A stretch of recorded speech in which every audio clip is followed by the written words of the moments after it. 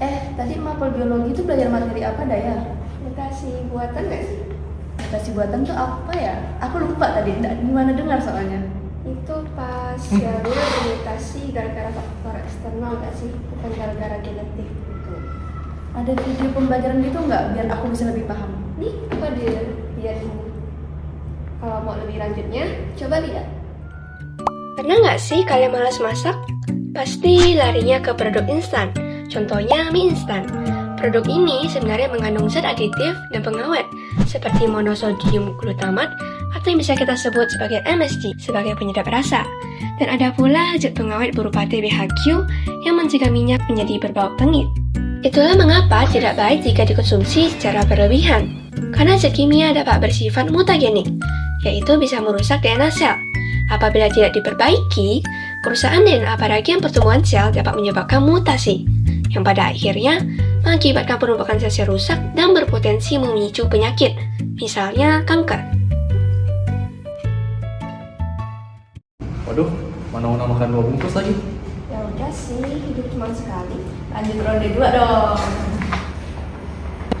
Aduh, CL, kamu kenapa CL? CL. selanjutnya adalah penggunaan alat elektronik seperti mesin röntgen. Pemeriksaan menggunakan röntgen menggunakan radiasi sinar X yang bisa menembus jaringan tubuh.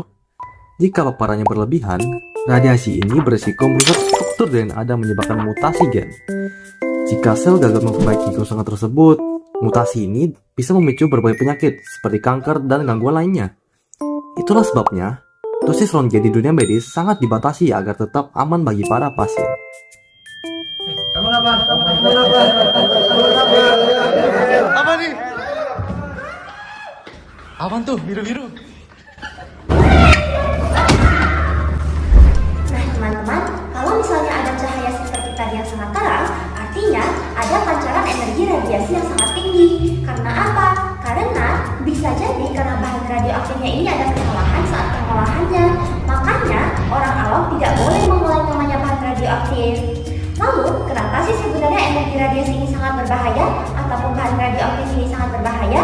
Karena mereka bisa memancarkan yang namanya energi pengion, dan ini bisa merusak yang namanya struktur DNA kita karena dia bisa mengubah yang namanya struktur atom ataupun unsur yang ada di dalam tubuh kita, ataupun dia bisa memutus ikatan DNA di tubuh kita.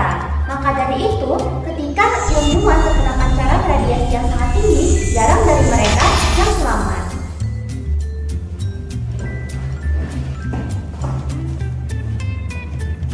Nah, nuklir juga tidak beda jauh dengan uranium. Nuklir biasanya digunakan dalam berbagai percobaan dengan dosis yang terkontrol. Contohnya itu apa ya? Pada penelitian Drosophila, di mana selarat buah ini akan disinari oleh sinar gamma pada akhirnya menunjukkan sifat baru. Contohnya itu pada warna matanya yang awalnya warna merah menjadi warna putih, ataupun sayapnya yang menjadi lebih pendek.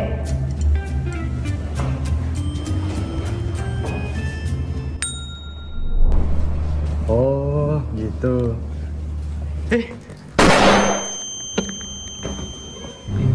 Ada semangka tapi gak biji. Kalian pernah kepikiran gak sih? Kok ada buah yang ukurannya gede banget? Bahkan ada semangka yang gak punya biji sama sekali. Itu bukan sulap, tapi hasil campur tangan manusia lewat biologi. Pemilihan tanaman itu adalah usaha manusia untuk menghasilkan tanaman dengan sifat yang lebih unggul. Misalnya ukurannya lebih besar, lebih tahan lama, atau hasil panennya lebih banyak. Salah satu teknik dalam pemulihan tanaman adalah membuat tanaman poliploid. Biasanya, makhluk hidup mempunyai 2 set kromosom, tapi pada tanaman poliploid, jumlah kromosomnya digandakan menjadi lebih dari 2 set. Dampaknya apa? Tanaman bisa tumbuh lebih besar, lebih kuat, dan kadang menghasilkan buah tanpa biji. Contohnya yang tadi, semangka tanpa biji.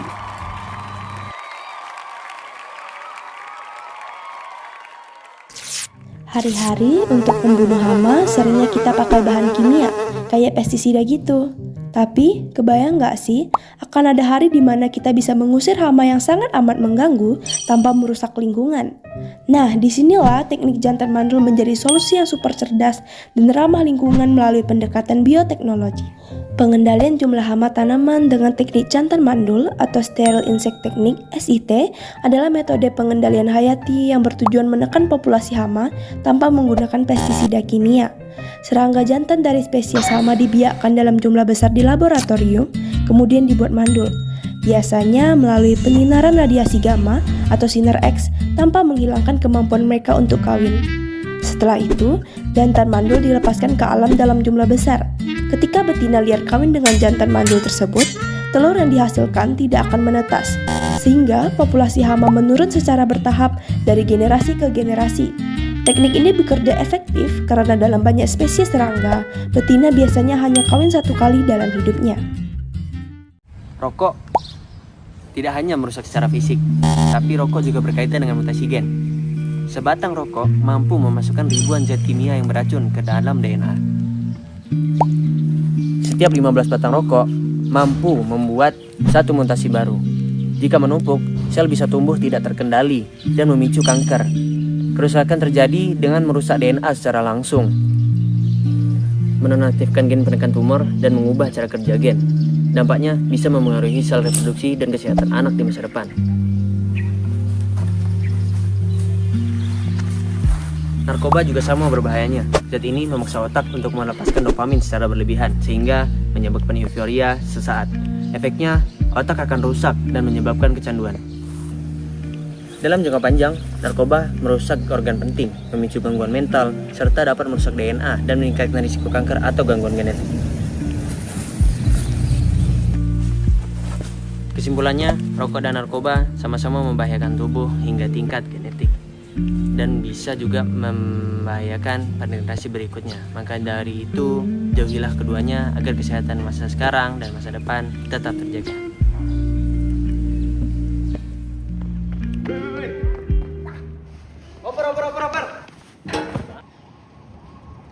Dah.